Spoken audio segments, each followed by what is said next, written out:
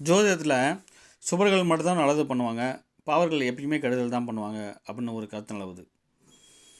இதை நம்ம எப்படி ஹேண்டில் பண்ணலாம் அப்படின்னு பார்த்தீங்கன்னா, சுபர்கள் பாவ ஆதிபத்தியம் வாங்கி பாவ தொடர்பில் இருக்கும்போதும்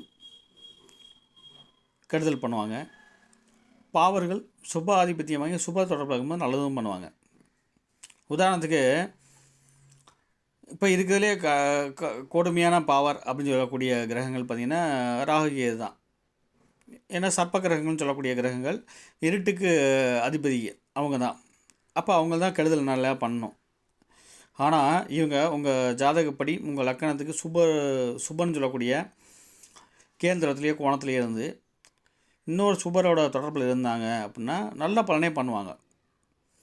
உதாரணத்துக்கு கன்னி லக்கணம், ராகு 10ல் இருக்கார் அப்படிங்கிற அமைப்பில், குரு 2ல் இருக்கார். கன்னி லக்கணத்துக்கு குரு பாதகாதிபதி தான், அவர் கெடுதல் தான் பண்ணணும். ஆனால் அங்கே இருக்க ராகு எங்கே மிதனத்தில் இருக்க ராகு 10ஆம் இடமான மிதனத்தில் இருக்க ராகு குருஸ்வரம் வாங்கிட்டார். இதே 2ஆம் இடத்துல இருக்க குரு சுவாதியில் இருக்கார். அப்படிங்கும்போது சார பரிவர்த்தனைன்னு சொல்லக்கூடிய பரிவர்த்தனை அமைப்பில் இருக்காங்க. குருவோட 9ஆம் பார்வையிலையும் இருக்கார். அப்போ இந்த மாதிரி டயத்தில் இந்த ராகு தசை வருது அப்படின்னா, வேறு ஏதாவது ஒரு கிரகத்தோட தசையில் ராகுவோட புத்தி வருது அப்படின்னா, அந்த ஒரு டயத்தில் பணம் புகழ் காசு எல்லாத்தையும் அள்ளி கொடுத்துருவார். மற்ற பாவக ரீதியான பிரச்சனைகளை கொடுத்தாலும் நம்மளோட அல்டிமேட் எய்ம் என்ன?